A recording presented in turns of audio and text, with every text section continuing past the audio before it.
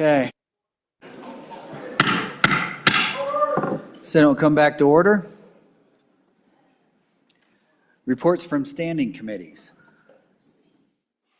The following reports have been dated February 11th, 2026. Mr. President, your committee number 3, Revenue, to whom was referred Senate File 39, Long-Term Homeowner Tax Exemption Sunset Repeal, respectfully reports same back to the Senate with the recommendation that it do pass. Ayes, Senators Dockstader, Ide, McCown, and Pappas. Noes, Case. Signed, Senator McCown, Chairman. Mr. President, your committee number 3, Revenue, to whom was referred Senate File 79, Sales and Use Tax Reorganization, respectfully reports same back to the Senate with the recommendation that it do pass. Ayes, Senators Case, Dockstader, Ide, McCown, and Pappas. Signed, Senator McCown, Chairman. Mr. President, your committee number 3, Revenue, to whom was referred Senate File 80, Department of Revenue Electronic Communication, respectfully reports same back to the Senate with the recommendation that it do pass. Ayes, Senators Case, Dockstader, Ide, McCown, and Pappas. Signed, Senator McCown, Chairman. Mr. President, your committee number 4, Education, to whom was referred Senate File 14, Literacy Position for K-3 Reading Program, respectfully reports same back to the Senate with the recommendation that it do pass amended. Ayes, Senators Brennan, Olson, Rothfuss, Schuler, and Scott. Signed, Senator Schuler, Chairman. Mr. President, your committee number 4, Education, to whom was referred Senate File 18, Attendance of Students in K-12 Schools, respectfully reports same back to the Senate with the recommendation that it do pass. Ayes, Senators Brennan, Olson, Rothfuss, Schuler, and Scott. Signed, Senator Schuler, Chairman. Mr. President, your committee number 7, Corporations, Elections, and Political Subdivisions, to whom was referred Senate File 28, Elections, Voting Machine, and Voting System Tests, respectfully reports same back to the Senate with the recommendation that it do pass amended. Ayes, Senators Boner, Case, Dockstader, Landon, and Steinmetz. Signed, Senator Case, Chairman. Mr. President, your committee number 7, Corporations, Elections, and Political Subdivisions, to whom was referred Senate File 30, Elections, Voter Registration Revisions, respectfully reports same back to the Senate with the recommendation that it do pass. Ayes, Senators Boner, Case, Dockstader, Landon, and Steinmetz. Signed, Senator Case, Chairman. Mr. President, your committee number 7, Corporations, Elections, and Political Subdivisions, to whom was referred Senate File 31, Uniform Mortgage Modification Act, respectfully reports same back to the Senate with the recommendation that it do pass amended. Ayes, Senator Boner, Case, Dockstader, Landon, and Steinmetz. Signed, Senator Case, Chairman. Mr. President, your committee number 7, Corporations, Elections, and Political Subdivisions, to whom was referred Senate File 32, 911 Funding, respectfully reports same back to the Senate with the recommendation that it do pass amended. Ayes, Senator Boner, Case, Dockstader, Landon, and Steinmetz. Signed, Senator Case, Chairman. Thank you, Marlo. Good job.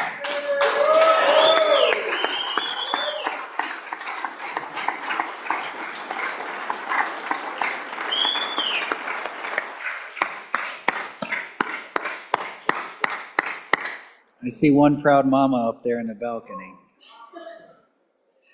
Senator Barlow. So, Mr. President, just for the public that might not be in the chamber or in the gallery, so that the broader public understands that our student Paige actually did the reading just now, did a fantastic job, Ms. Marlo Ellis. Well done.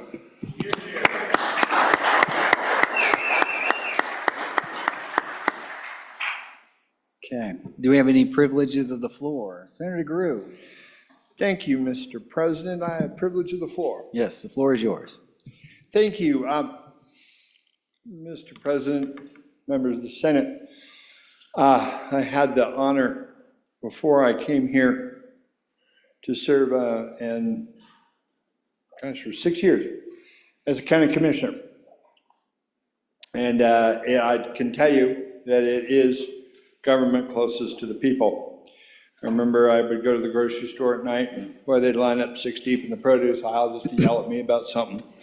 And now, after you do your legislating 400 miles from home, now when I go down and I'm in the vegetable aisle, people go, how's the legislature? I go, great. And they go, okay, because they don't know what we do down here anyway. So it's been a lot easier, but the county commissioners are here, and they're here meeting, and I hear they're having a party tonight, and they probably want us to stop by. They're even having a party with city councilmen.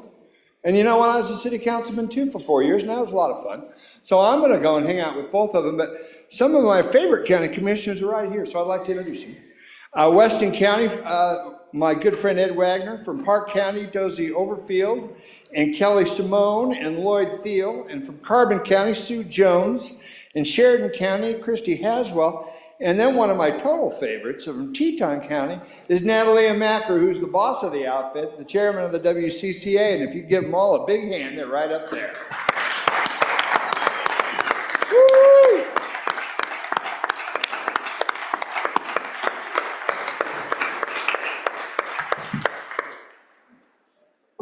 Thank you, Senator Grew. Hello, Christy, good to see you. All right, Senator Barlow. Thank you, Mr. President. So, Mr. President, this morning we had some Leadership Wyoming folks, 2025 here. The rest of that class is here. If you please, they're up behind you, Mr. President. But please welcome Leadership Wyoming 2025 to the Wyoming Senate.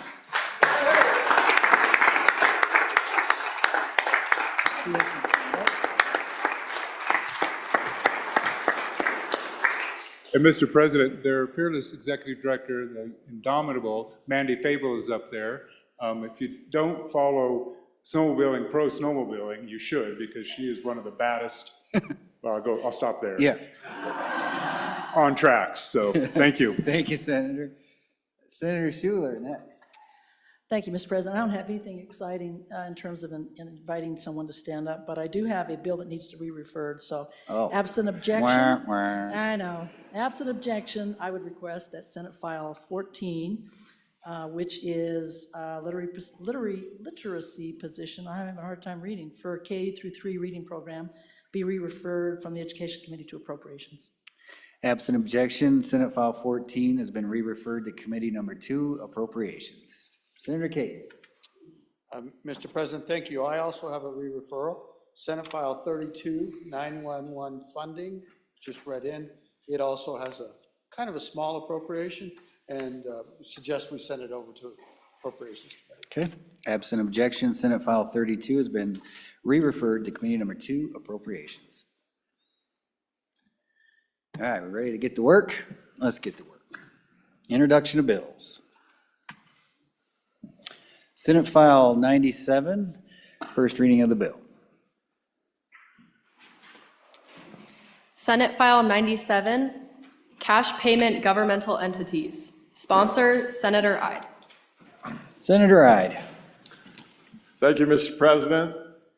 I move introduction of Senate File 97 and ask for your favor. I guess Senate File 97 is referred to as, let's see here, cash payments, government entities.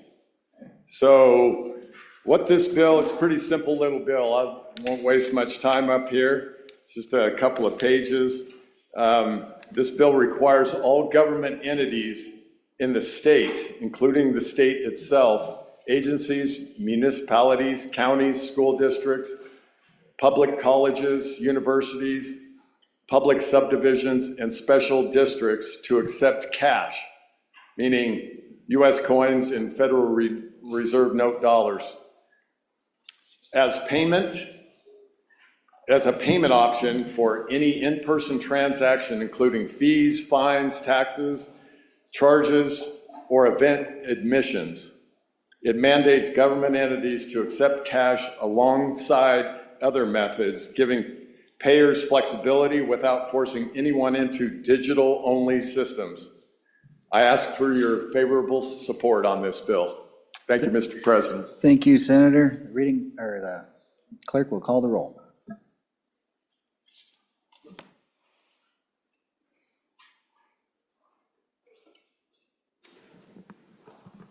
Introductory roll call vote, Senate File 97. Anderson? No. Barlow? No. Boner? Aye. Brennan? Aye. Case? Aye. Cooper? No. Crago? Aye. Crum? Aye. Dockstetter? No. Driscoll? No. French? Aye. Guru? No. Hicks? Aye. Hutchings? Aye. Ide? Aye. Jones? No. Cole? Aye. Landon? No. Larson? Aye. Love? Aye. McEwen? Aye. Nethercott? No. Olson? Aye. Pappas? No. Pearson? Aye. Rothfuss? No. Salazar? Aye. Schuler? No. Scott? Aye. Steinmetz? Aye. President Beitman? Aye. Aye. Closing vote. Closing. Vote closed. Senate File 97, 19 aye, 12 no. Senate File 97, having failed to receive a 2/3 majority vote, Senate File 97 has failed introduction. Senate Joint Resolution 2. Will the reading clerk please read it in? Senate Joint Resolution Upholding the Principles of Federalism, sponsored by Senator Cooper. Thank you. Senator Cooper. Thank you, Mr. President. I move for introduction, Senate Joint Resolution 2, and ask for your favorable consideration. Senate Joint Resolution 2 is upholding the principles of federalism. This is basically a repeat of the bill we brought, of the resolution we brought last year to address foreign money and out-of-state money in our elections. This particular resolution addresses only foreign money in our resolutions. I don't imagine there's anybody in this room that thinks foreign money is a really good idea in our elections. I've got a couple pages of talking points here, but I'm gonna just leave them right there for right now and talk to you a little bit about my thoughts on this. This is about state sovereignty. This is about our state taking back our ability to control the spending in our elections, and I think that's really important. A few years ago, there was a Supreme Court decision called Citizens United that prevents that from happening. We don't have any control over the spending in our state, or we don't have any way to track where a lot of the spending comes from. It's been a problem. In our last election, it was a massive problem. I expect it to be a problem in this one. It's probably one of the biggest questions I get from my constituents is, who are these people and where is this money coming from? And we don't have the ability to track that. So this resolution asks our delegation to address that back in Washington. 23 other states have already joined in with a resolution very similar to this. 4 or 5 other states are in the process of working on it. I think we in Wyoming need to be stepping forward and asking our representation in Washington, D.C. to address it also. You know, a few years ago, probably before a lot of you in this room can remember, there was a guy out of Houston by the name of Eddie Childs. Eddie was the CEO of a major oil field service company.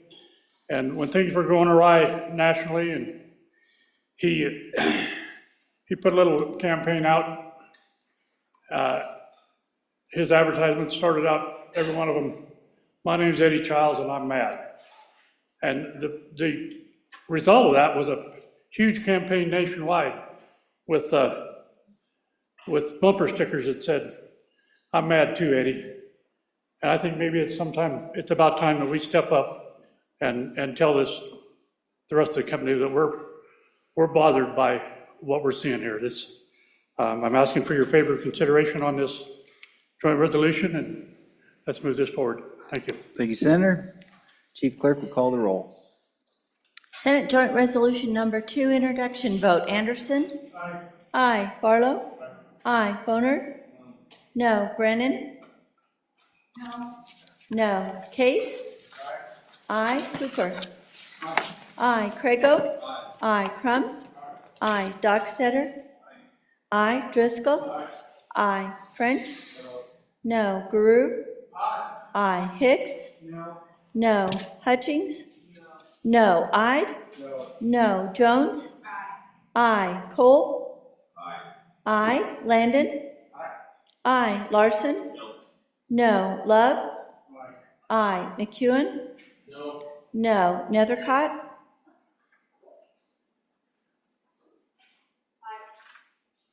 Aye. Olson? Aye. Pappas? Aye. Pearson? No. Rothfuss? Aye. Salazar? No. Schuler? Aye. Scott? No. Steinmetz? No. President Beitman? No. No. Closing vote. Closing. Vote closed. Senate Joint Resolution Number 2, 18 aye, 13 no. Senate Joint Resolution 2, having failed to receive a 2/3 majority vote, Senate Joint Resolution 2 has failed introduction. Senate Joint Resolution 4. Senate Joint Resolution Number 4, confirmation of justices and judicial nominations. Sponsor, Senator Steinmetz. Thank you. Senator Steinmetz. Thank you, Mr. President. I move the introduction of Senate Joint Resolution 4, confirmation of justices and judicial nominations, and ask for your favorable consideration. Mr. President, this summer, there was a very consequential Supreme Court decision that came out.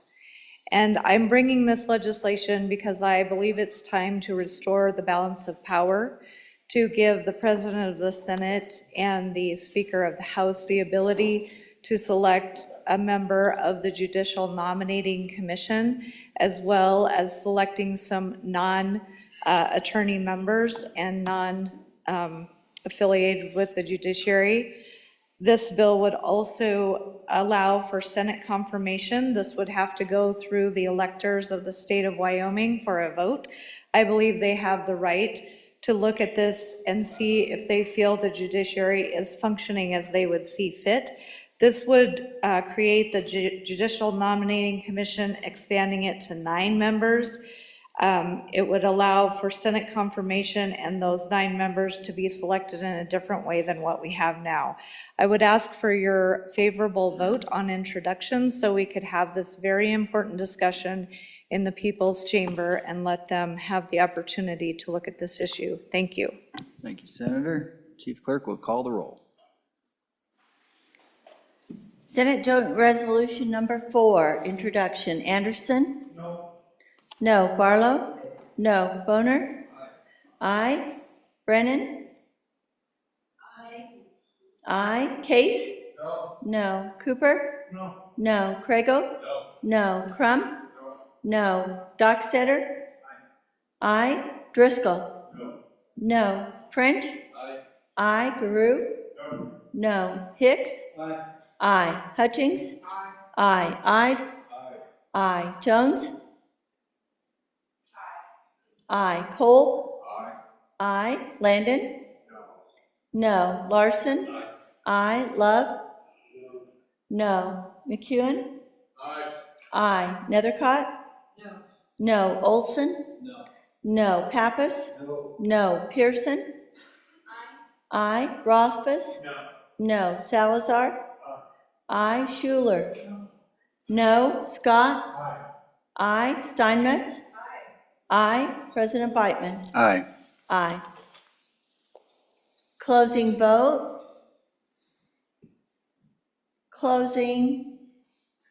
Vote closed. Senate Joint Resolution Number 4, 16 aye, 15 no. Senate Joint Resolution 4, having failed to receive a 2/3 majority vote, Senate Joint Resolution 4 has failed introduction. Senate Joint Resolution 5. Senate Joint Resolution 5, Convention of States. Sponsor, Senator Driscoll. Thank you. Senator Driscoll. Thank you, Mr. President. I would move for introduction to Senate Joint Resolution 5, Convention of States. Folks, this is an old friend. I'm not going to spend a whole lot of time talking about it. 20 states passed it. Federal government's 39 trillion, not billion, trillion in debt and counting. It's pretty obvious federal government's not going to stop it. This is the only method that was given to us in the Constitution to be able to have a chance at it. I ask for you to bring this forward. Let us have the debate. I'd ask for your favorable consideration. Thank you. Thank you, Senator. Chief Clerk will call the roll. Senate Joint Resolution number 5, introduction. Anderson? No. Barlow? Aye. Boner? Aye. Brennan? Aye. Case? Aye. Cooper? Aye. Crago? Aye. Crum? Aye. Dockstetter? No. Driscoll? Aye. French? No. Guru? Aye. Hicks? Aye. Hutchings? No. Ide? No. Jones? Aye. Cole? Aye. Landon? Aye. Larson? Aye. Love? Aye. McEwen? No. Nethercott? Aye. Olson? Aye. Pappas? Aye. Pearson? No. Rothfuss? No. Salazar? Aye. Schuler? Aye. Scott? No. Steinmetz? No. President Biteman? Aye. Aye. Closing vote. Closing.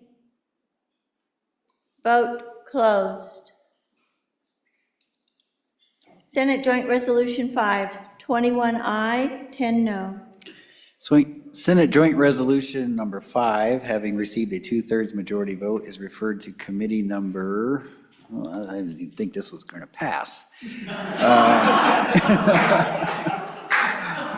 Who wants it? Going once, going, committee number 1, Judiciary.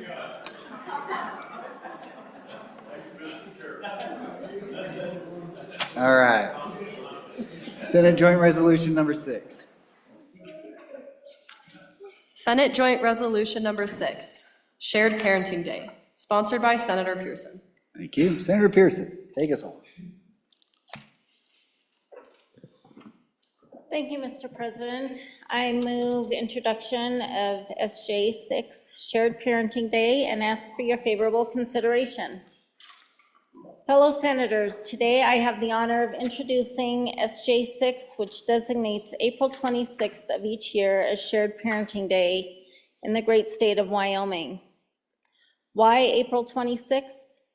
It marks the anniversary of Kentucky becoming the first state in America to pass a strong shared parenting law. Since then, Missouri, Arizona, Massachusetts, Maryland, and South Dakota have joined in officially recognizing this day. With SJ 6, Wyoming proudly steps forward to stand with them. Our children are Wyoming's most precious resource. They thrive when they know deep in their hearts that both mom and dad are still fully their parents, even after separation. A recent poll captured what we already feel in our communities. 98% of Wyomingites believe kids should have as much time as possible with each parent. 92% want our state to actively promote shared parenting, and 95% support equal rights and responsibilities for both parents after divorce. This resolution is more than symbolism. It sends a powerful message. Wyoming values strong, loving relationships between children and both of their parents. It honors the moms and dads who show up every day. It reminds us that cooperative parenting builds healthier kids, stronger families, and more resilient communities. By passing SJ 6, we celebrate the irreplaceable role of both parents in raising Wyoming's next generation. Every April 26th, let this day remind us why we're here, to protect and strengthen our families. I ask you to join me in passing SJ6 so we can proudly recognize Shared Parenting Day and continue building a Wyoming where children come first. Thank you. Thank you, Senator. Chief Clerk will call the roll. Senate Joint Resolution Number 6, introduction. Anderson? No. No. Barlow? Aye. Boner? Aye. Brennan? Aye. Case? No. Cooper? No. Crago? Aye. Crum? Aye. Dockstader? Aye. Driscoll? Aye. French? Aye. Garou? Aye. Hicks? Aye. Hutchings? Aye. Ide? No. Jones? Aye. Kolb? Aye. Landon? Aye. Larson? No. Love? Aye. McEwen? Aye. Nethercott? No. Olson? Aye. Pappas? Aye. Pearson? Aye. Rothfuss? No. Salazar? Aye. Schuler? Aye. Scott? Aye. Steinmetz? Aye. President Beitman? Aye. Aye. Closing vote. Closing. Vote closed. Senate Joint Resolution Number 6, 24 aye, 7 no. Senate Joint Resolution 6, having received a 2/3 majority vote, is referred to Committee Number 1, Judiciary. And that clears the desk for introductions. Bills on second reading.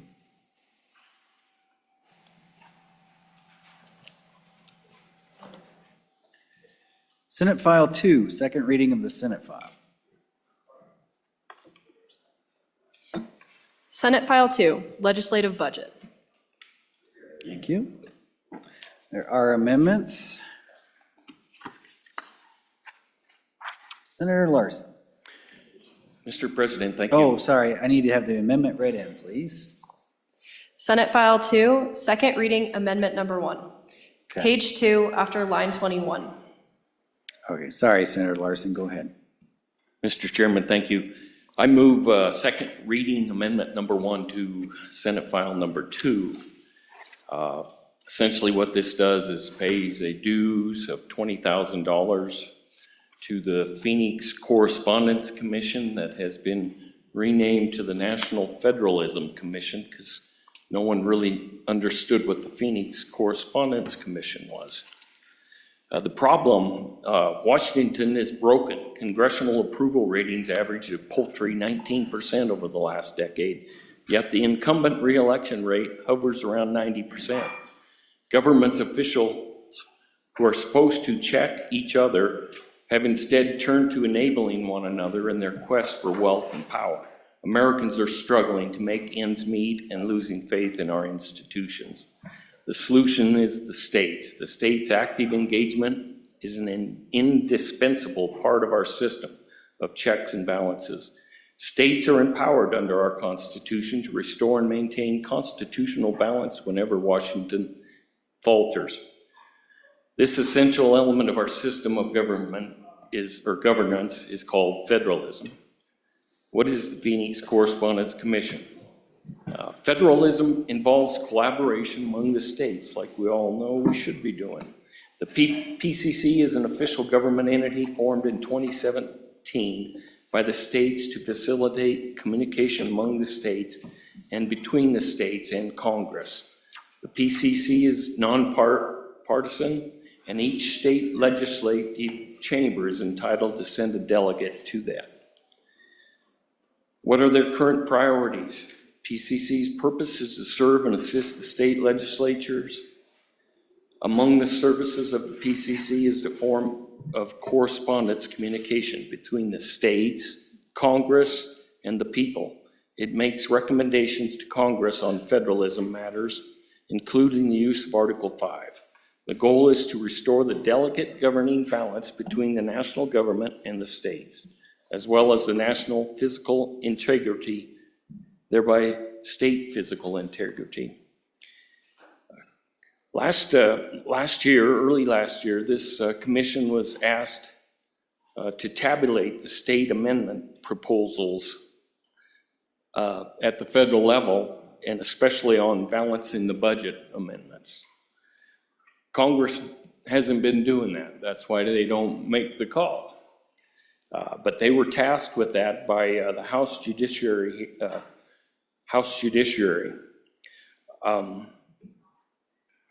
In December 3rd, in 2025, they had a hearing, and they, from their tabulation on balancing the budget, it was found that in 1979, we had met the threshold of 2/3 of the states. So we had 34 states above that number that wanted to talk about the balanced budget, balancing the budget of the US government. It kind of faded away, and but it came back again in 2017. They met the criteria again.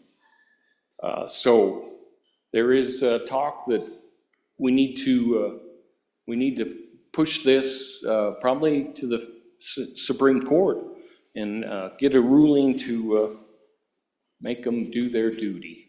So anyway, that's what the commission does. Would ask for your favorable consideration. Thank you, Senator. Any discussion on the amendment? Senator Grew, for your first time. Thank you, Mr. President. I don't know if I'm on or against, but I will say this. I'll just say this is one of those votes you're conscious, up or down. I'll just say that when the good bringer of this amendment came to the Appropriations Committee just a few days ago, it was $10,000, and today it's $20,000. I don't know exactly what this outfit's trying to solve, but maybe we better buy it now because it's going up. Thank you, Mr. President. Any other discussion? Seeing you ready for the question? It involves a increase in funds. Oh, Senator Ralphus. Thank you, Mr. President. Mr. President, on and against, I'm concerned with the idea that we would use the feed bill to add everyone's favorite organization, and that's a potential concern. For as long as I've been in the legislature, there have basically been two entities that the legislature, LSO, has subscribed to on our behalf for memberships, because it's for all legislators nationwide. They provide services, general, nonpartisan research services to our Legislative Service Office on our behalf. And those two organizations have been consistent. They're common for other legislators across the country. Pretty much everybody belongs to them, so that's commonplace. The feed bill is not a place where we debate issues. It's not a place where we advocate for specific interests, whether it's something we agree with, like many here agree with Article 5, and there are lots of different policies that we don't agree with. It's just, this isn't the place for it. And not only that, we didn't hear really what we're buying for $20,000. For the others, we know that it's a membership and that there's specific utility to that membership. They have specific membership fees. Are we just giving this organization $20,000 for the sake of giving the organization $20,000? And again, I hear shares are rising, apparently, according to the Appropriations Committee and what was brought there. But regardless of what the cost is, I just ask the body, is this an appropriate place for us to be year in, year out? Because this is kind of one of those Pandora's box moments. Are we going to be going into the feed bill and tacking on our own special interests and then subscribing for $20,000? And by the end of it all, we've all got 25 subscriptions. It's kind of like looking at your credit card bill where you're like, how did I subscribe to that? But we'll be the state of Wyoming through the feed bill, Mr. President. I don't think that's appropriate. I think we should reject this amendment. Anybody else before the speaker goes for a second time?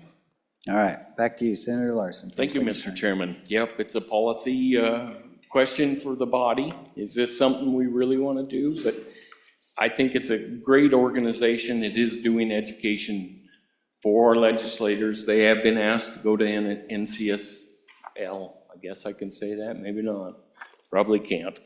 To the other two organizations we pay dues to.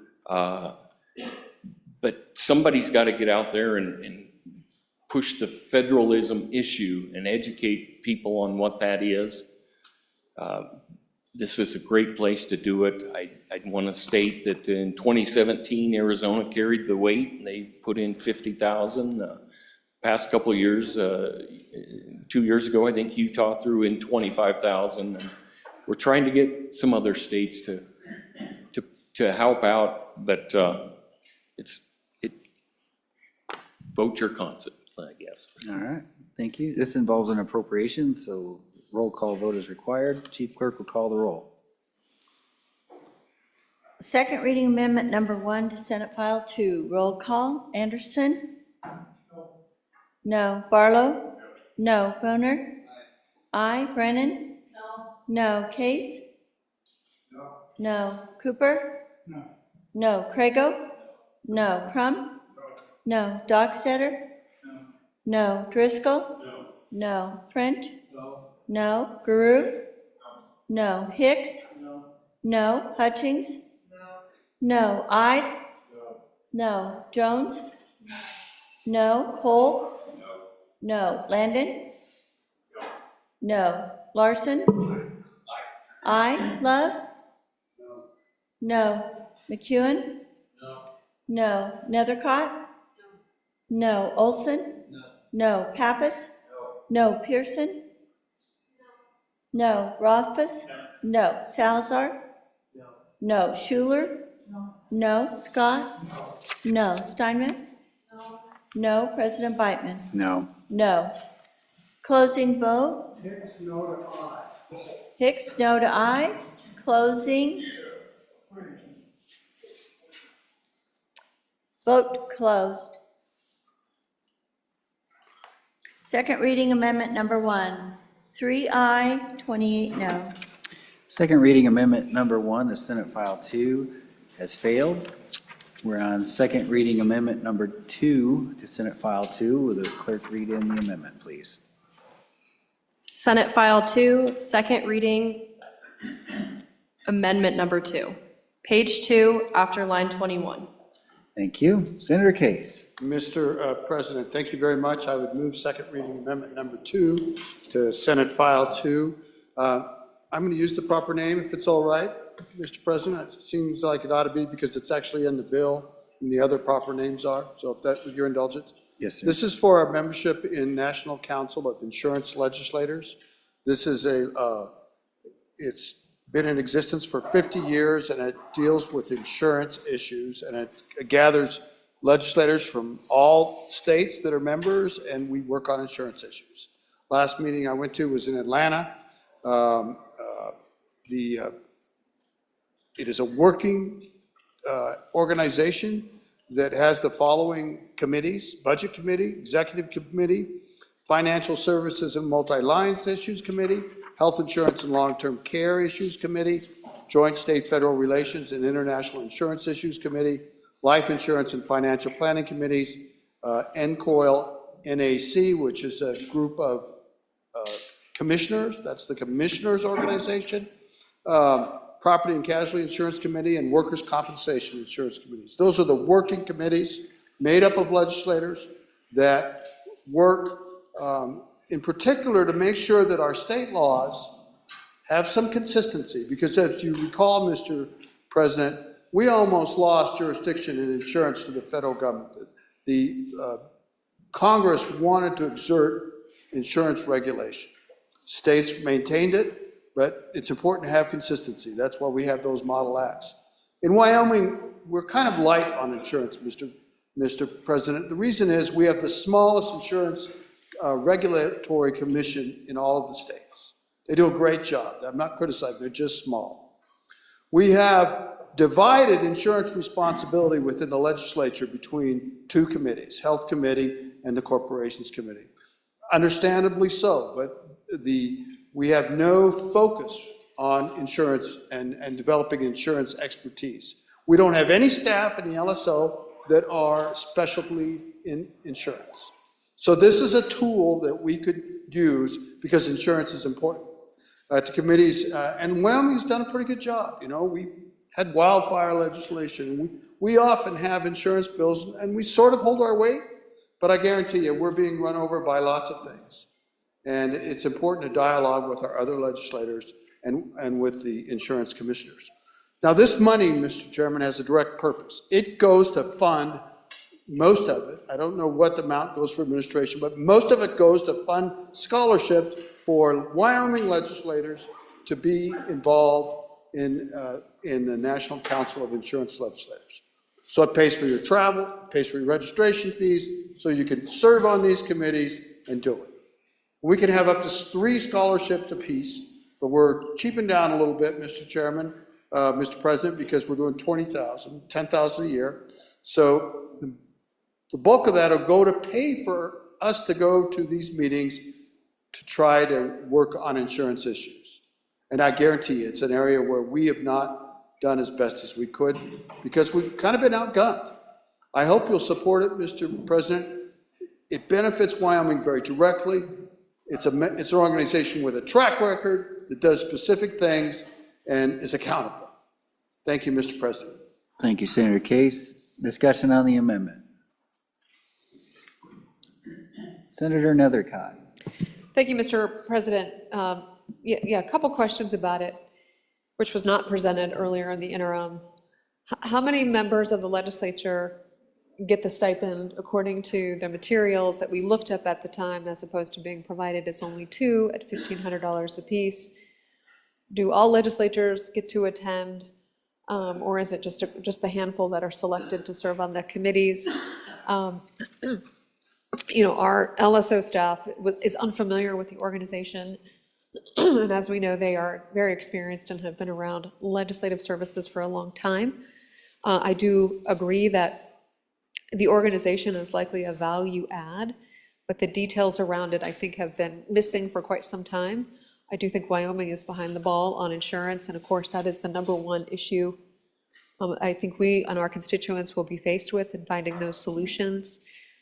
But some of the data associated with how this particular organization operates and what we get for $20,000, I think, is the question. Thank you. Anybody else? Senator Landon, for your first time. Mr. President, thank you. I wasn't going to rise on this one, but I do want to rise and show appreciation for the chairman for bringing this up. I took the occasion this past interim to sit in on one of the teleconference calls with the group that we are talking about, because I felt the same kind of urgency that has been shared by the chairman of corporations. And that is, we have run into the last 2 or 3 years, Mr. President, several incidences where we started talking a little bit on the insurance front. All of the fires out across the west and the things happening on the left coast and the right coast, and major property type issues. And I thought, we probably ought to try to listen in on one of these once in a while. I am reluctant, as the senator from Albany County is, to do this in this way. So I guess I would suggest this. If we decide we don't want to do this today, perhaps our management council might hold in their back pocket the idea that we might want to at least begin to participate with this group, because I think it is important. It's not a very big price tag, however, so if we decide to do it, I don't think we would regret it, but I do think we ought to start maybe taking part on this insurance front, Mr. President. Thank you. Thank you, Senator Landon. Senator Ralphus. Thank you, Mr. President. Mr. President, I have the same concern as I had on the last one, which is I just don't think it's appropriate for us to be picking committees, or not committees, my apologies, entities that we're going to join up with and put subscription fees in the feed bill. I think the process here that we should be looking to really is, as described by my good friend from Natrona County, going through the management council, working with the LSO and finding out if this is a value. If the LSO comes back and recommends, hey, we should be doing this, then I think by all means the management council should be bringing that to us in the feed bill. That's appropriate. And it should be on behalf of the needs of the Legislative Service Office for the feed bill and the needs of the general legislature. To me, that's the appropriate way. And I'm not going to dismiss this entity. I'm sure it's a perfectly useful entity. I'm sure the last one was also a perfectly useful entity. It's just the appropriate process for getting it into the feed bill. and being systematic about it. This may be useful. One of the things I'll point out, Mr. President, is we can usually attend all of these things on our own dime anyway, even if we don't pay for the subscription. I don't know that that's the case here. That's a question I would have for the sponsor, because I think it's important. We get travel funds as individual legislators. We can go to just about anything we value. There are very few limitations, and if you put in a request to Management Council, traditionally they have approved most requests that aren't just blatantly partisan or boondoggles of various sorts. I've only seen a couple not approved in as long as I've been in the legislature. So there are mechanisms. And at the end of the day, also recall there is the reserve account that is built into this, where the LSO, if they investigate this and deem that it would be something that would be important and valuable in the near term, Management Council can actually spend out of those funds and subscribe directly, even without our direct authorization, because again, the budget's there and Management Council could implement this. So we're not even denying it here today if we don't vote for it. There's a mechanism to do it through Management Council that's appropriate if LSO requests it. So, Mr. President, I think the appropriate approach is for us not to be adding, even if they're important, even if they're significant, specific entities into the feed bill like that. Thank you, Senator. Anybody else before the sponsor? Senator Dockstader. Thank you, Mr. President. I'll support the good chairman on this and the committee that deals with this. We actually hosted some folks from this organization and the national organization here last year. And it became apparent that perhaps we're missing some opportunities here in Wyoming to be better, to understand the insurance industry and all that goes with it better. And this would open up an opportunity to do that. And yes, we can. I agree, Mr. President, we can pay for it with our own dollars. I've done that countless times with my assignments in this legislature. I've chased energy meetings across this country on my own dollar just because I'm in the legislature. But this one would be good. This would set us up to be better connected to the insurance industry. And I fully support our chairman in asking for this. This is actually, in the world of what we do spend money, this is a small amount to better connect us across the nation with the insurance industry. Stand for it. Thank you. All right, looks like it back to you, Senator Case, for your second time. Thank you, Mr. President. I went to Management Council 2 times on this and brought it up. Now, the second time was a little convoluted because I was running back and forth between a meeting, but our director of the LSO brought up what I was proposing to Management Council on that. I've looked at the minutes of the Management Council meeting, and no subsequent action was taken. I'm not sure if you discussed it. I was present for one of the discussions, and then the second time I was sitting in there and I had to leave. And I think you all remember that. As to who would get to go to this, Mr. President, that would be how we make appointments to, you would make appointments to Energy Council or anything you want. It's not an attempt to get a personalized stipend, I assure you, but it is important. We have 2 committees that have separate issues about insurance, and this is a chance for them to get more grounding and work in this area, which is sorely needed. And I reject the issue that we should wait for the LSO to recommend us who we should belong to or not. I think you should think about that a little bit, and I don't think LSO wants to be put on that spot. This organization did come and talk to us last year. I've asked them to come next week, to come again, so that we can talk about the bill as it's presented to our friends down the hall. $20,000 out of a budget of $26 million. The decimal points are like 0.0007. And I know you can make that argument about anything. But this would be upon the appointment of the president, or if you Management Council were to insist and wanted to make the appointments, that's fine too. But it's would be for membership and funding of the cost of that membership. Thank you, Mr. President. I appreciate the debate. Thank you, Senator Case. We're voting on second reading amendment number 2 to Senate File 2. The chief clerk will call the roll. On the amendment, Anderson? Aye. Aye. Barlow? No. Boner? Aye. Brennan? Aye. Aye. Case? Aye. Aye. Cooper? Aye. Aye. Craigo? Aye. Aye. Crum? No. Dockstetter? Aye. Driscoll? Aye. French? No. No. Guru? Aye. Hicks? No. No. Hutchings? No. Ide? No. Jones? Aye. Cole? No. Landon?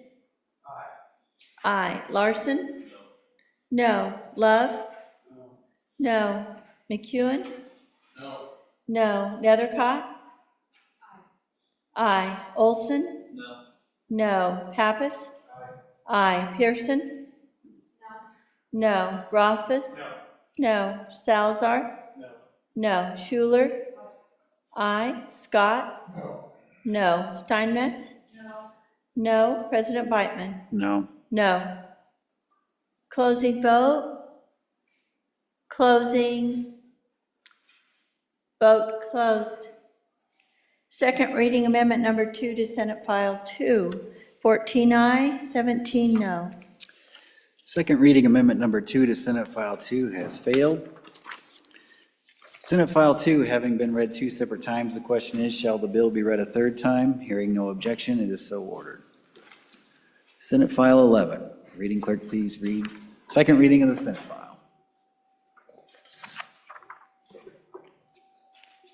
Senate File 11, Burials of Indigent Veterans Amendments. Thank you. There are amendments. We have the first amendment read in, please. I guess there's only one amendment. Senate File 11, second reading, amendment number 1. Page 2, lines 14 and 15. Page 4, line 13. Thank you. Senator Barlow.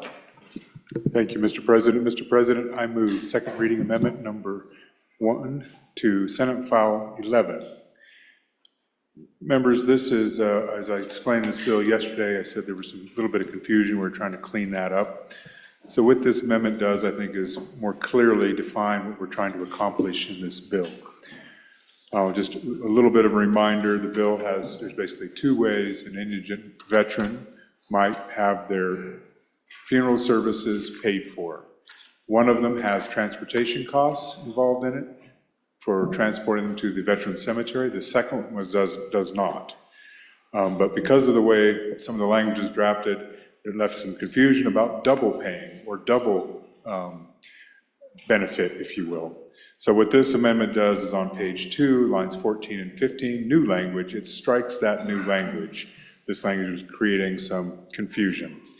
And it reinserts the language in the amendment, in second reading amendment number 1. It reinserts language on page 4, line 13. Let me see, yeah, page 4, line 13, and basically clarifies that an individual, this is under that department, the first one was under the county, this is under that department, that they would certainly get the $1,500 for the cremation or burial, but they would also be eligible for that $500 for transportation to the state veterans cemetery. So hopefully this cleans it up, clarifies that issue, and I'd stand for any questions and ask for your favorable consideration. Thank you, Mr. President. Thank you, Senator Barlow. Discussion on the amendment.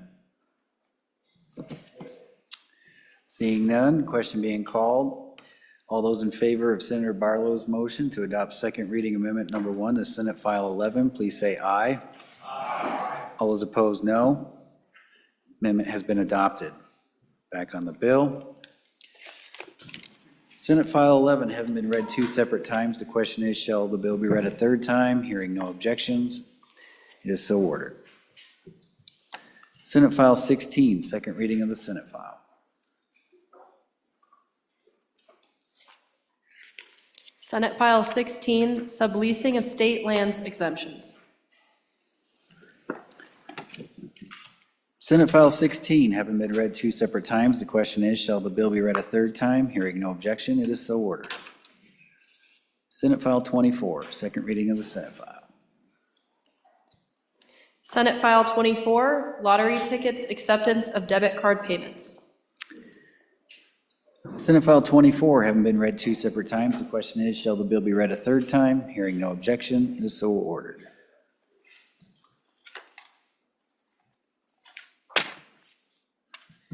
Consideration of possibly a re-referral. Senator Brennan? Thank you, Mr. President. I would like to re-refer Senate File 4 from Senate Labor 10 to Committee Number 2. It has an appropriation on it. Do I need to wait till another time? Yeah, it's not, we don't have it yet. Hasn't been Oh, read. I thought it had been read in. My apologies. Appreciate your eagerness. Well, Senator thank Brennan. you. Thank you. All right, bills on consideration of bills on general file. Madam Majority Floor Leader, we are at that order of business of consideration of bills on general file. Mr. President, I move that the Senate resolve itself into committee of the whole. You've heard the motion. All in favor say aye. Opposed, no. Motion carries.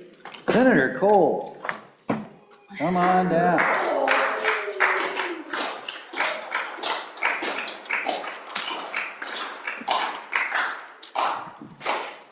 right, get all my stuff out of your way here. She's all yours.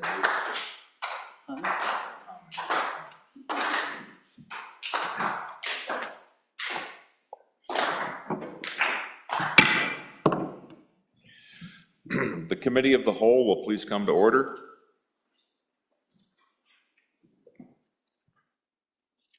Is this the order I want? The first bill for our consideration is Senate File 31. Would the reading clerk please read the bill in?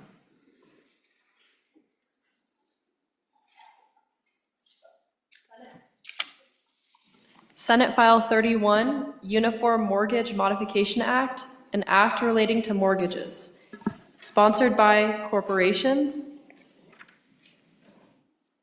It was referred to Committee Number 7,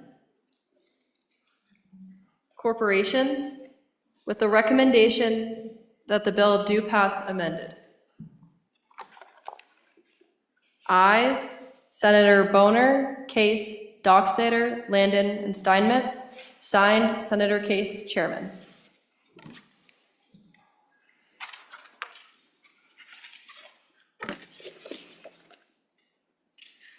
Senator Case. Mr. Chairman, thank you very much. I move that when the Committee of the Whole rises to report, that it do so with a due pass recommendation on Senate File 31, the Uniform Mortgage Modification Act. Mr. Chairman, this involves situations where there is a need for the parties of a mortgage to tweak the relationship, the contractual relationship between them. And this involves, a debtor and a loaner, okay? And so it might be a case where you have a mortgage where, say, for example, you can go to the bank and you can renegotiate a reduction in your interest rate. You'd very much like that to be able to happen, Mr. Chairman. But if you have to go through all the hoops of getting a reappraisal, of getting title insurance, of refiling the mortgage documents and putting the lien on the property, the mortgage on the property, Mr. Chairman, and you have to make sure and get permission from the junior mortgage holders, if there are any, or anyone else that has a lien on the property, including contractors' liens or other things. All those would have to line up, and that's a big task. This bill is a product of the Uniform Law Commission. We have commissioners that are representatives throughout Wyoming. I think there's 3 of them, and there's a couple of emeritus members. They have brought this to us. It's the bankers like it, the credit unions like it, and it's good for people that have a business relationship and borrow money from these entities. And it says under what circumstances you can make changes to a mortgage without having to redo everything. That's the essence of the entirety of the bill.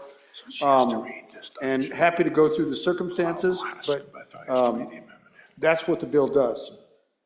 Now, this is a uniform law, so it's kind of goes with what we're doing in other states, and kind of by definition. There is a couple of amendments, and the amendments have a little bit of a problem, Mr. Chairman. But I would move I would like to have read in the standing committee amendment, and then I'm hoping for a little leeway. Thank you, Mr. Chairman. Would you please read the Standing Committee Amendment number 1 in to Senate File 31? Senate File 31, Standing Committee Amendment Number 1, page 10, line 23. So, Mr. Chairman, with a little bit of leeway, we did this amendment in the committee this morning, and I apologize to my committee members.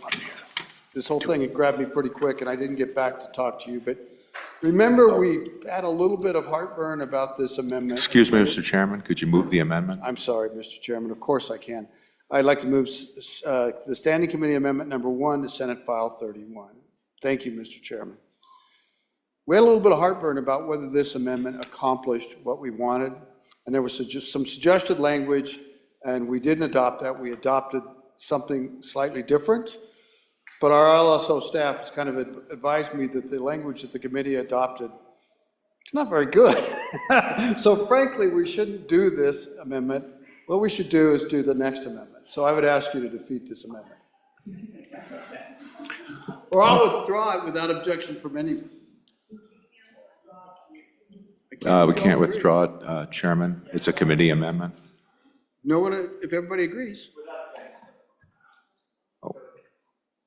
We can do it. Without objection, I would withdraw it. Otherwise, we can vote it down.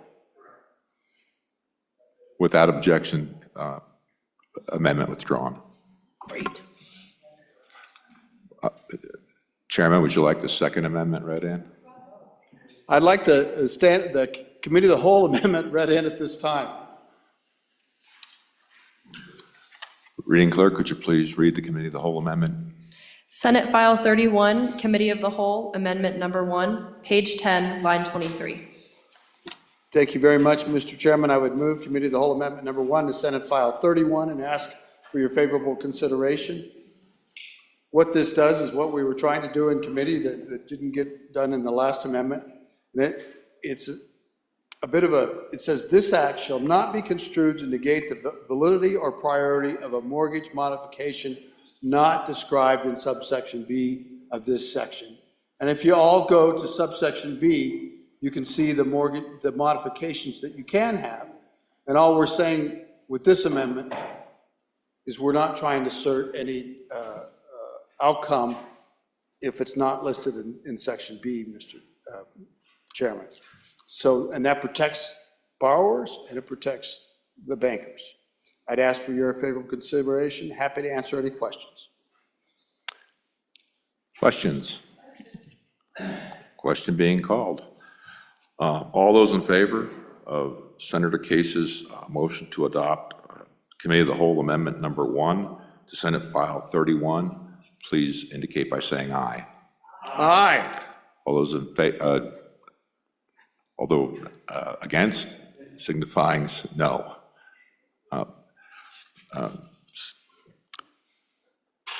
Committee of the Whole Amendment Number 1 to Senate File 31 passes.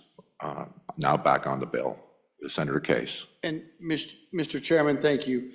The real meat of the bill is kind of on page 8, subsection B.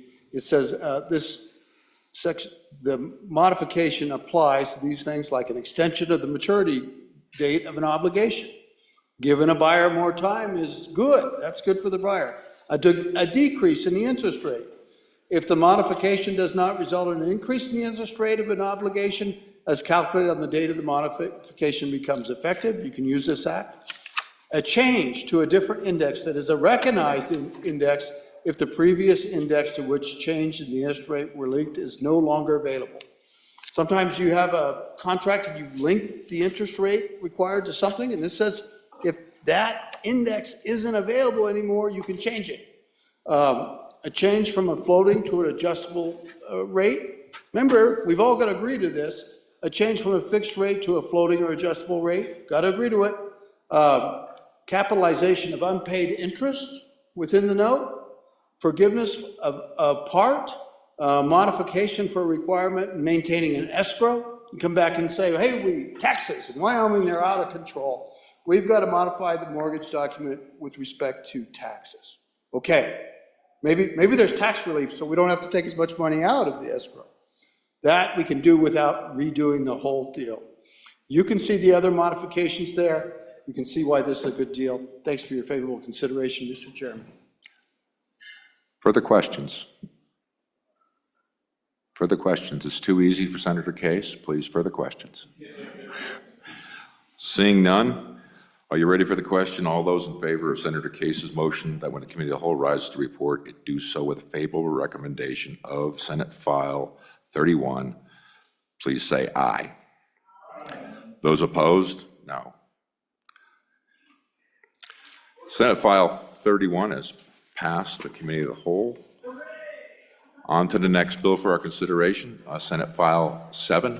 Would the reading clerk please read in Senate File 7? Senate File 7, Theft Amendments, an act relating to crimes and offenses, sponsored by Judiciary. It was referred to Committee Number 1, Judiciary, with the recommendation do pass. Ayes, Senators Crago, Crum, Kolb, Olson, excused Hicks, signed Senator Olson, Chairman.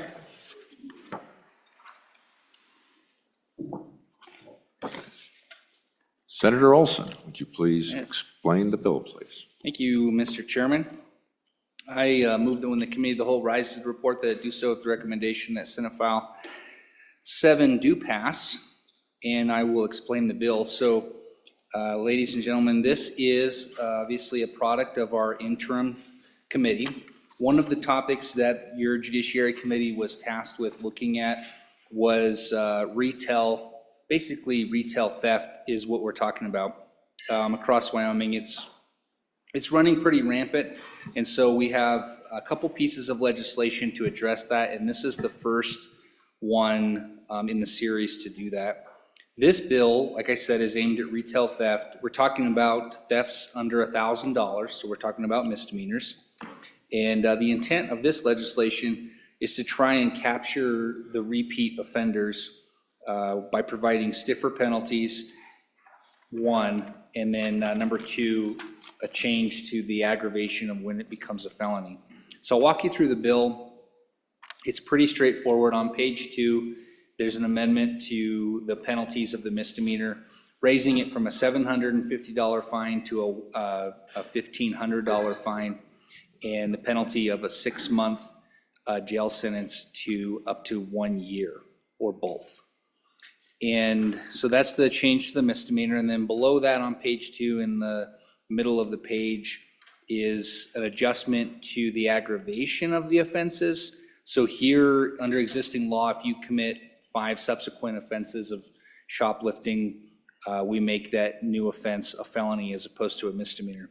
The committee has changed that statute here in this bill so that after 3 offenses, it becomes a felony. We circulated this bill around to your prosecuting attorneys throughout the county. We asked them essentially whether this was going to be a useful tool or not. Tried to figure out exactly how many thefts we're dealing with. That's a hard number to apparently figure out, so we don't have that data. But what we did receive was responses back from some of your prosecutors that definitely like the idea that it will allow them to charge a felony quicker than waiting for 5 subsequent offenses. They believe that's going to definitely help them in prosecuting these repeat offenders.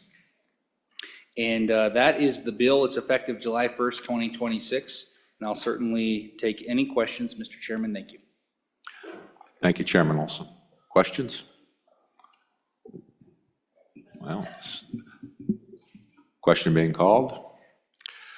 All those in favor of Senator Olson's motion that the Committee of the Whole rises to report it do so with a favorable recommendation of Senate File 7, please say aye. Those opposed, no. Senate File 7 has passed the Committee of the Whole. The next bill for our consideration is Senate File 8. Will the reading clerk please read Senate File 8? Senate File 8, absconding for criminal purposes, criminal offense, an act relating to crimes and offenses, sponsored by the Judiciary Committee. It was referred to Committee Number 1, Judiciary, with the recommendation do pass. Ayes, Senators Crago, Crum, Kolb, and Olson. Excused, Hicks. Signed, Senator Olson, Chairman. You have heard the reading of the bill. What is your pleasure, Senator Olson? I move that when the committee of the whole rises to report that it do so at the recommendation that Senate File 8 do pass. And I was going to turn over the explanation of this bill to Senator Hicks, who was conveniently gone from the committee meeting, is now conveniently gone from this meeting. No, I'm just kidding. I really wasn't going to do that, but I just thought I'd poke some fun at him if he can hear me wherever he is. All right, I will explain this bill, Mr. Chairman. This is the second of the series of bills that I referenced dealing primarily with retail theft. This bill captures a larger population than just theft, but that was at least the premise behind the bill. So there's this issue that occurs in Wyoming where an offense is committed in a particular county, and then the offender will go across county lines, or sometimes they'll even go across state lines, go down south to Colorado, for example, and escape prosecution because they committed a misdemeanor.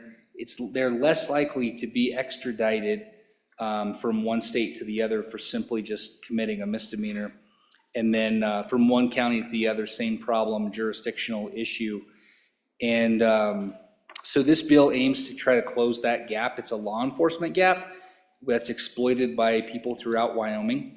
And what this bill does is it says that a person is guilty of an additional offense that we call absconding for criminal purposes. And what that means is that if you commit an offense in one county, you travel to another county, or you travel from one county outside of the state of Wyoming, and you do one of the four things, after having committed any criminal offense under this title or under the Controlled Substance Act, or you do so with the intent to commit an additional criminal offense under this title, or again, the Wyoming Controlled Substance Act, or you dispose of or conceal the proceeds or property that you had just taken, or in furtherance of any felony offense. If you commit one of those four things, that's page 2, and you move from county to county or from county out of state, then you're guilty of this new offense called absconding for criminal purposes. Mr. Chairman, the penalty for absconding for criminal purposes is the same as the penalty for the most serious crime that was committed. So it could be a felony that you're charged with. It could be a misdemeanor. It depends on what the underlying crime was that you committed. You're going to get the most serious, you're going to get the penalty for the most serious crime that was committed.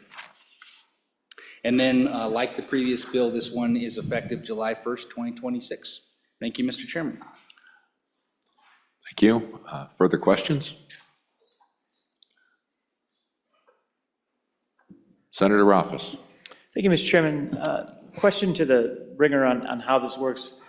I assume that's stacked charges, and just so I understand it. So this is an additional charge in addition to the crime that is leading to an absconding incident. So it's basically, you've committed a crime, and then if you also abscond, you're doubling the crime. Is that accurate? And a follow-on question to that, could you end up being convicted of absconding without being convicted of the original charge? Is it a standalone? Which I'm not entirely sure. If you didn't end up being guilty of the original crime, can you have then absconded?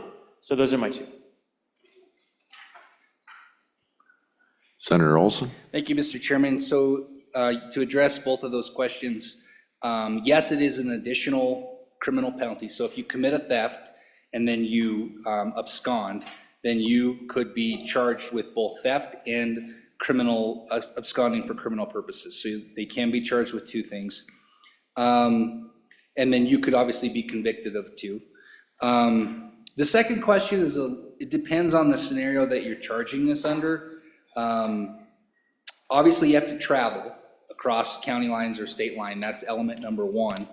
The remaining elements are that you have committed any criminal offense, for example. So if the prosecutor were charging it under that element, and the only criminal offense they had was the theft, they would have to prove the underlying theft, the elements of theft, because it's the criminal offense that they would have to prove. If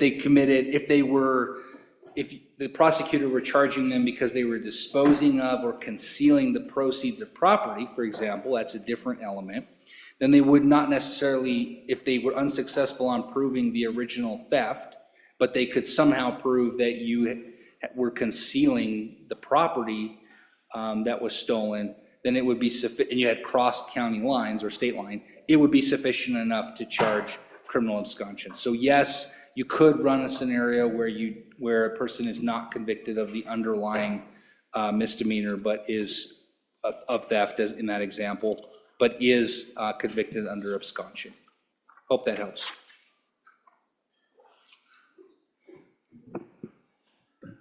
Senator Ralphus.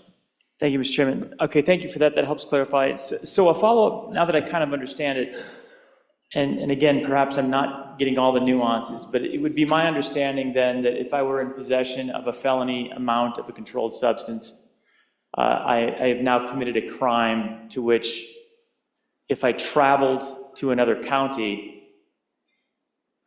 it would be twice as bad, I think is what the assertion is. And that alone, because I see or clauses. So I'm in possession of some amount of drugs in a felony amount simply by traveling to another county. As I read this, I believe I have doubled my crime, I think. That's at least how I'm reading it. I mean, there's some additional clauses which sound like I'm committing additional crimes or I'm trying to hide something. I guess my question is, why is it twice as bad? I mean, just from a philosophical standpoint, right? Why is it twice as bad for me to, on one hand, possess drugs, but on the second hand, possess drugs and travel across a county line? From the state's interest standpoint, from the public safety standpoint, from the public protection, from the constitutional standpoint, why did I just do something twice as bad? Senator Olson. Thank you, Mr. Chairman. To my friend from Albany County, if you think about it in the felony sense, I don't think this bill accomplishes much for the state of Wyoming, because if you commit a felony under the Controlled Substance Act, you have a felony amount of possession, and you cross state lines, you're probably going to be extradited back to Wyoming. So that's already what occurs in Wyoming, and we don't have an issue. The issue is if you have a misdemeanor amount of a controlled substance and you cross state lines, it's a lot less likely that your county prosecutor is going to be able to secure an extradition from the other state back to your state. They just don't go after extraditions for misdemeanors. So this bill is really aimed at capturing the misdemeanor offender who is trying to evade, who is smart enough to understand that all they have to do is leave the jurisdiction and they're probably going to get away with it. And so that's why it's twice as bad, because they've committed the underlying offense and they knew what they were doing. They tried to evade because they knew that if they crossed the state line, the chances of being extradited were extremely low. Thank you, Mr. Chairman. Senator Ralphus. Thanks, Mr. Chairman. I get this discussion. But the way it's structured, I can just cross a county line, and there's no willful intent language that I'm intending to evade. It literally is sufficient that I've got the drugs, and now apparently I can be at a misdemeanor level. So I've got a misdemeanor level of drugs, and I cross a county line, and I'm twice as bad of a criminal. I guess I mean, I can see the intent that was laid out about trying to provide hooks to get somebody that has crossed the state line or something, and we need to have the capacity to extradite. That starts to make sense, and I see some motivation there. But I still don't necessarily see why they're a much worse criminal for doing it, because while they could have malicious intent of trying to escape by sneaking away, I don't know how sneaking from Albany County to Laramie County, as an example, is really that sneaky. I don't feel like you've accomplished anything at that point. It's just the kind of thing somebody does on a given day. And for it to then be elevated to, and again, it could easily be a felony because we know under statute right now, it doesn't take that much necessarily to get into felony. You wouldn't have the federal extradition at that point because you haven't crossed a state line, you've crossed a county line.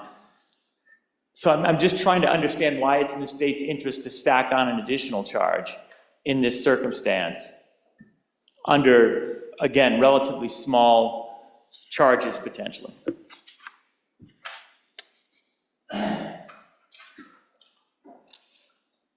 Senator Scott. Mr. Chairman, I'm trying to understand the interplay between this bill and the previous one that we just passed in the Committee of the Whole. And let me just give you a hypothetical. Suppose somebody is in the little town of Medicine Bow, which is in Carbon County, and they shoplift from the convenience store there a soda drink and a box of crackers and a box of cookies. That's first, am I right in thinking that those can be charged as 3 offenses and turned into a felony that way? And then if they drive to Rock River, which is 17 miles away, this bill then increases that, so there's 2 felonies involved? Am I missing something? In this, I really wonder if we are going a step too far, and would they in fact be charged with 3 felonies, possibly by a prosecutor who is simply seeking to run the charges up enough so he can get a guilty plea to the misdemeanor without having to actually prove that it was done. Mr. Chairman, I'm a little concerned as to how punitive we're starting to get in this circumstance. Am I misunderstanding the bills?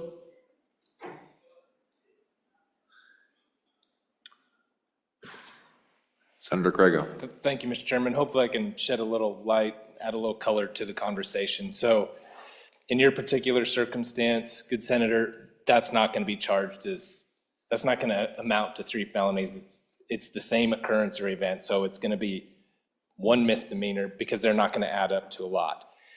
What we're really trying to get to with this bill is criminal enterprises. There are people there are groups that travel around our states. We just had one that happened up in our county, and folks were literally they had a little card reader, and they were going to gas stations, and they were sticking that card reader in a gas station, and they were figuring out ways to get free gasoline, but they would only do up to a certain amount, right? So they're only doing whatever the card reader will allow, $100. They go to the next gas station that's in the next county, $100. They just find their way to make their way all across the county, all across the state. And by the time they get across the state, they're well above the amount to become a felony. But because they've only done less than a felony amount in every single county, i.e. $100, those are all misdemeanors, and those can all only be charged as misdemeanors because we have a jurisdictional issue. Because you can't charge in one county for something that happens in another county. What this bill is trying to do is get at that situation, give our good prosecutors back home a tool to handle those kind of enterprises so that it should be a felony, and that's where this kicks in. Originally, and the good senator from across the mountain's gone, but originally the bill had the penalty was a flat felony for absconding, and we changed that in committee and only made it equate to the most serious penalty available under the underlying crime, I guess is the best way to say it. And so we changed that. It was much stricter. We brought that back quite a bit. And so hopefully it should work, but that's the intent. We're not going after the everyday candy bar thief with this bill. And we talked about that actually a lot in committee. Our law enforcement folks are the ones that brought this to us. They just need another tool because we have a gap with when we start talking about criminal enterprises, not your individual person. It's really when there's coordinated efforts to engage in theft across multiple jurisdictions. Thank you, Mr. Chairman. Further questions? Last chance. Are you ready for the question? All in favor of, excuse me, Senator. Senator Love? So as I read this, does it also apply that you have to be able to show the burden of proof that they're doing that to evade? It's not automatic. If they just drive across the state line or county line because they live there, that's not using that in an attempt to evade. Am I misreading that? So there'd be some burden of proof there for that?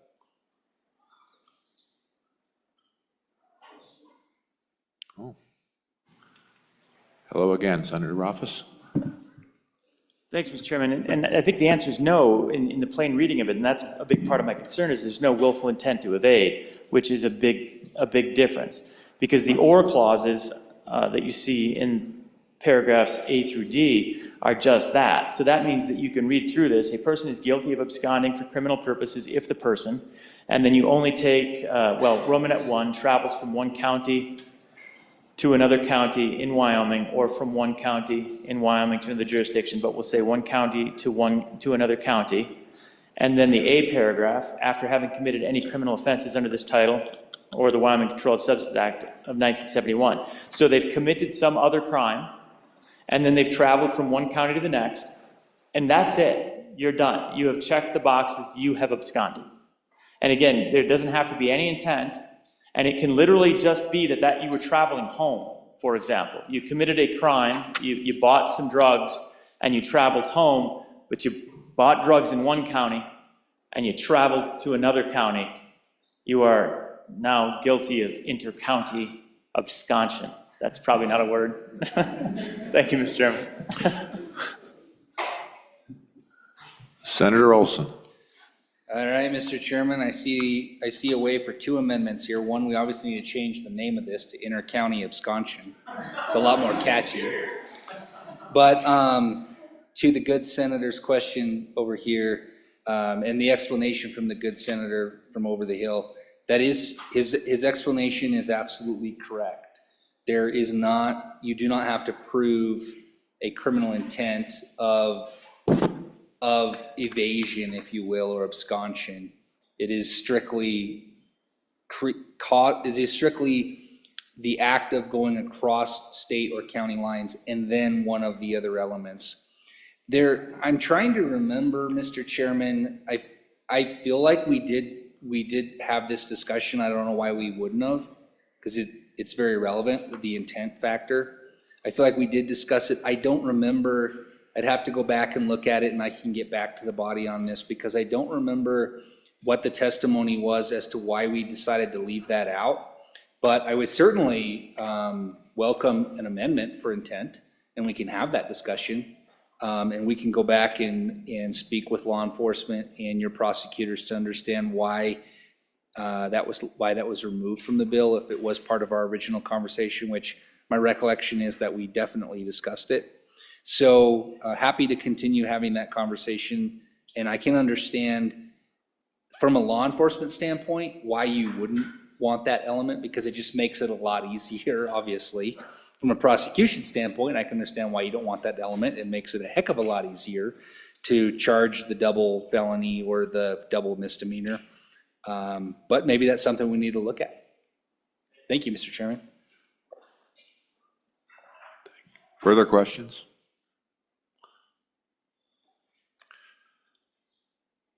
Seeing none, are you ready for the question? All those in favor of Senator Olson's motion that when the committee of the whole rises to report it, do so with a favorable recommendation of Senate File 8, please say aye. Aye. Those opposed, no. Senate File 8 has passed the committee of the whole. The next bill for your consideration is Senate File 18. Oh, excuse me. Sorry about that. I promised Senator Craigo Senator Craigo. Well, hang on. Privilege of the floor, Mr. Chairman. The floor is yours. Senators, I'd like to introduce a guest in the gallery up here.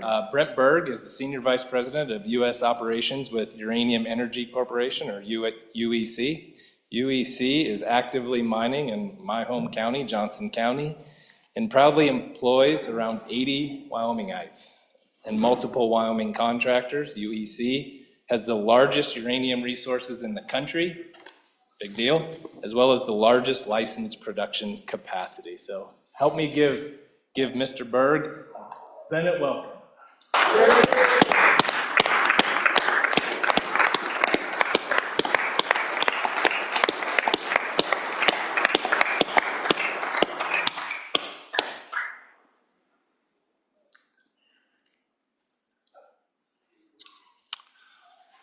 The next bill for our consideration is Senate File 18. Would the reading clerk please read in Senate File 18?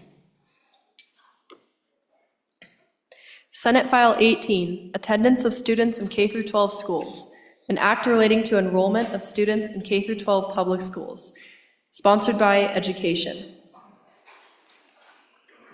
It was referred to Committee Number 4, Education, which returned with the recommendation do pass. You have heard the reading of the bill. Wait. Oh, I'm sorry, Miss Ellis. I overstepped my No worries. timing. Senators Brennan, Olson, Rothfuss, Schuler, and Scott. Signed, Senator Schuler, Chairman. Thank you, Miss Ellis. You're doing a fine job as a reading clerk. You have heard the reading of the bill. What is your pleasure? Senator Schuler. Thank you, Mr. Chairman. I move that when the Committee of the Whole rises to report it, do so with the recommendation that Senate File 18 do pass. And I will give a little explanation of this good little bill. This might be one of the more simple bills, but you know what happens when you say that. But anyway, what this bill is it's basically just a kind of a clarification. There was some issues, I think, with some of the school districts out there when the ECA bill passed.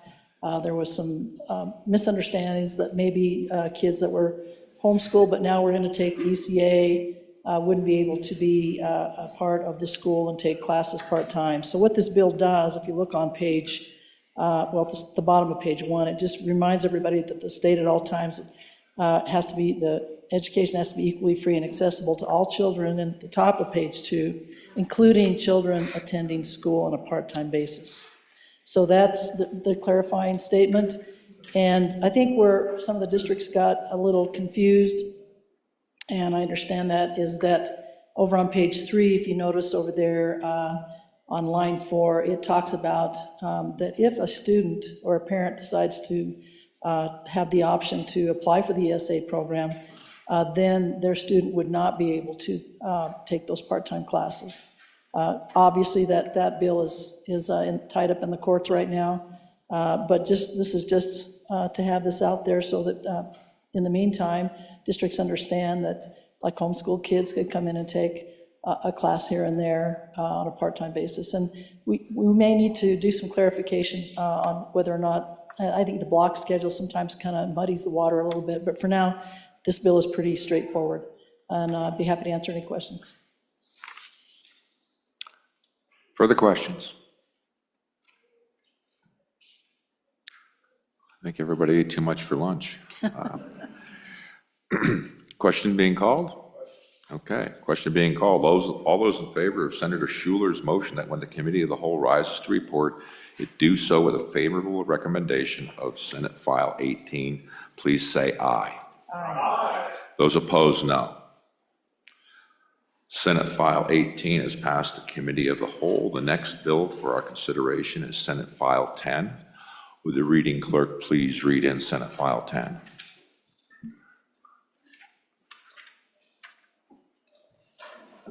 Senate File 10, Contracts for Holding and Treating Mentally Ill Detainees, an act relating to criminal procedure, sponsored by Judiciary. It was referred to Committee Number 1, Judiciary, and returned with a recommendation, amend, do pass.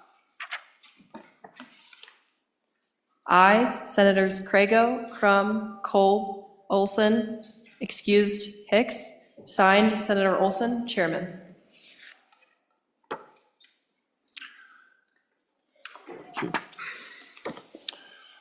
You have heard the reading of the bill. What is your pleasure, Senator Olson? Thank you, Mr. Chairman. I move that when the committee of the whole rises to report that it do so with the recommendation that Senate File 10 do pass. There is a standing committee amendment on this legislation that I would ask to be read in. Could a reading clerk please read in the amendment? Senate File 10, Standing Committee, Amendment Number 1, page 2 after line 22. Page 3, line 1.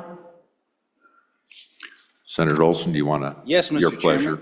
I would love to make a motion, if that's okay with you. All right, I would like to move that for the adoption of Standing Committee Amendment Number 1 to Senate File 10, and do ask for your favorable consideration. This amendment, folks, is really simple. It deals with the reporting portion of the bill. So we have a report due back to our committee on October 1 regarding this legislation, and we'll get into the details of what the bill does, but all we're doing is amending the reporting aspect so that instead of being due October 1, 2026, it's due October 1, 2027. And that's because by the time you enact this bill in July, you would only have a couple months of data to report back. So it just didn't make a lot of sense to us as a committee. And we thought we'd give it a full year before they have to report back. And I'd take any questions on the amendment. Question. Questions being, question being called? Okay. All those in favor of Senator Olson's motion to adopt Standing Committee Amendment Number 1 to Senate File 10, please say aye. Aye. Opposed, no. Standing Committee Amendment Number 1 to Senate File Number 10 has passed the Committee of the Whole. On to the bill. Senator Olson. Okay, Mr. Chairman, I think you've heard enough from the big city lawyer, so I'm going to turn over the explanation of the bill to the country lawyer. Yes, Senator Crago, we have a new title. Yes, it's actually an old title, Mr. Chairman. I brought it with me from down the hall.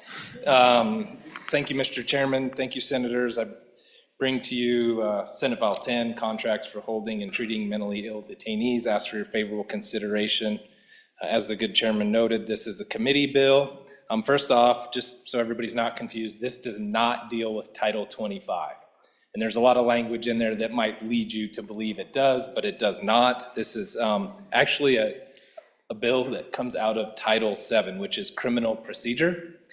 And really what this bill is trying to do is address the backlog at our state hospital. So when someone gets arrested, there's a question of whether or not they have mental illness, they're capable to stand trial, et cetera. They end up at the state hospital for examination.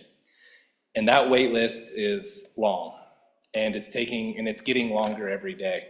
As we know, that's a big problem in our state and in our country. And anyways, this bill's a creative way to try to shorten that backlog, increase the speed with which justice is dispensed and decided.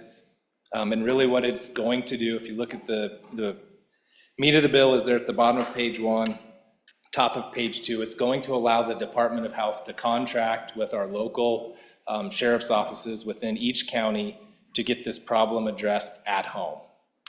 There's a second part there. We have to change the definition a little bit. We got to change on the definition of facility. We need to make sure that that includes our county jails and that they can house these folks and provide the treatment and assessments that go along with Title 7. So it's pretty simple, creative solution to solve a problem.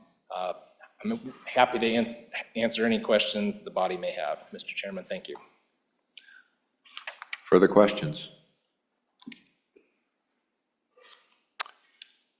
Would someone want to call for the question? Good question being called. All those in favor of Senator Olson's motion that when the Committee of the Whole rises to report it, do so with a favorable recommendation of Senate File 10, please say aye. Aye. Those opposed, no. Oh. Well, I didn't finish the bill yet. Go ahead. Okay, thank you. Senate File 10 has passed the Committee of the Whole. That clears the desk. Madam Majority Floor Leader. Mr. Chairman, I move that the Committee of the Whole rise and report. You have heard the motion. All those in favor say aye. Those opposed, no. Motion carried.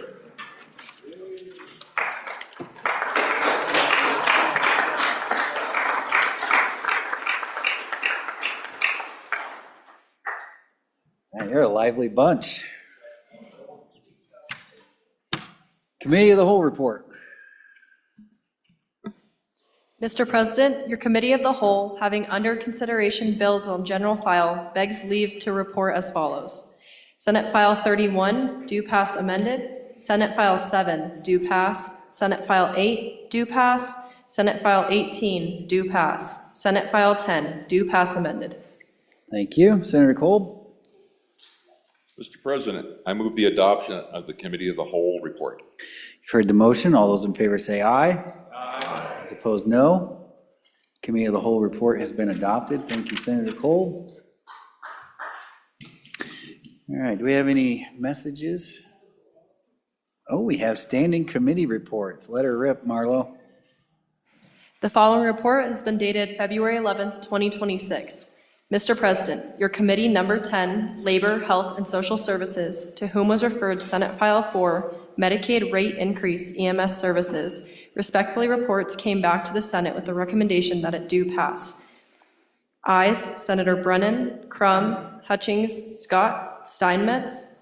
Signed, Senator Brennan, Chairman. Thank you, Marlo. All right, Senator Brennan, I have a green, shiny piece of paper in my hand about a re-referral. Might have your name on it. Thanks, Mr. President.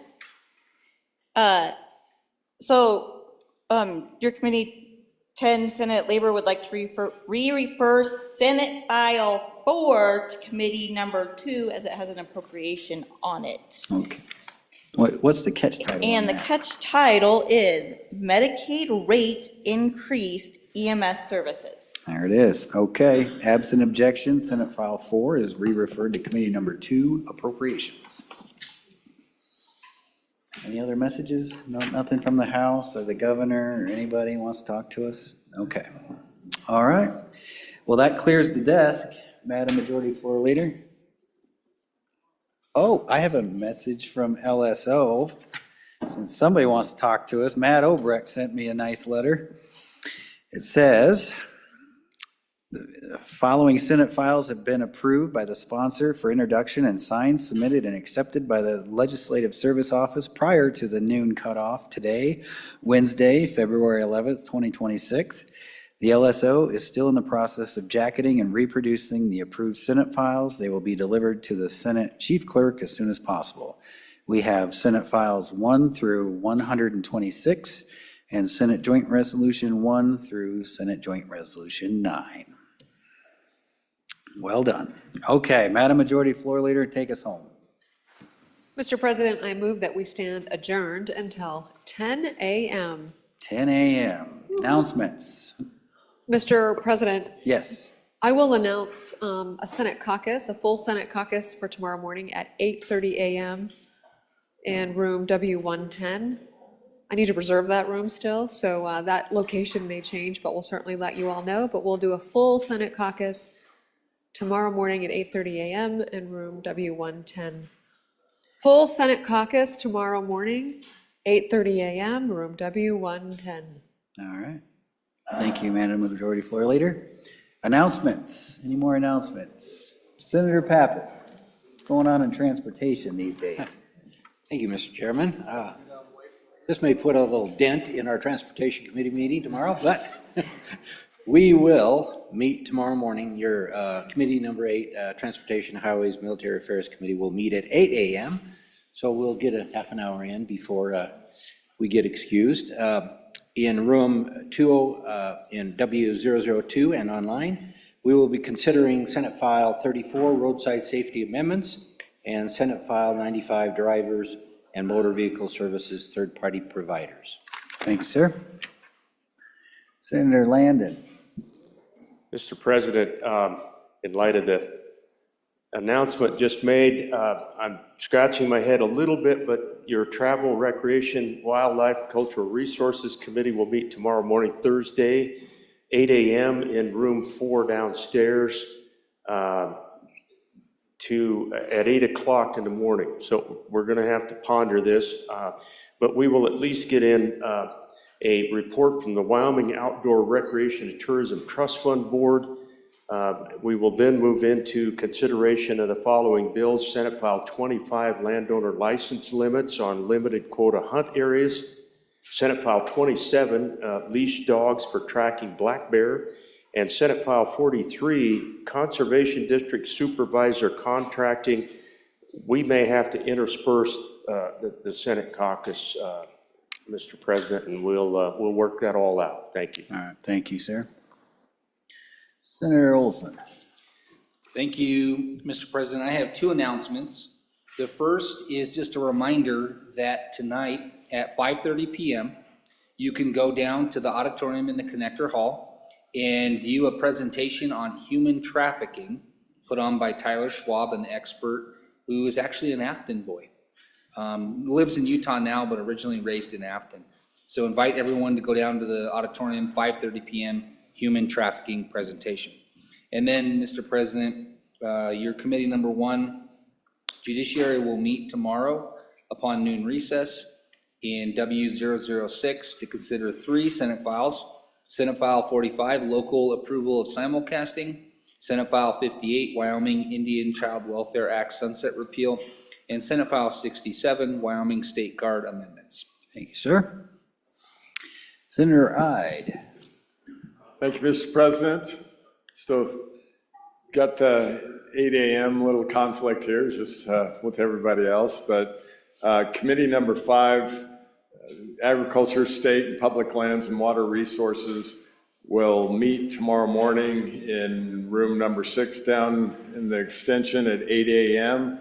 The bills that we're going to see is Senate File 50, State Engineer Surface and Groundwater Study; Senate File 68, Water Districts, Funds for Maintenance Projects; and Senate File 84, Voluntary Water Conservation Program. Thank you, Mr. President. Sounds good, thank you. Any further announcements? Senator Salazar. Thank you, Mr. President. The Senate Appropriations Committee will be meeting upon noon recess tomorrow in E202, and I have yet to see what we will be meeting on, but the meeting notice will go out for tomorrow at noon. Thank you. Thank you, Mr. Vice President. Okay. Further announcements? Seeing none. You've all heard the motion. All those in favor say aye. All those opposed, no. Motion carries. The Senate shall stand adjourned until 10 a.m. tomorrow morning.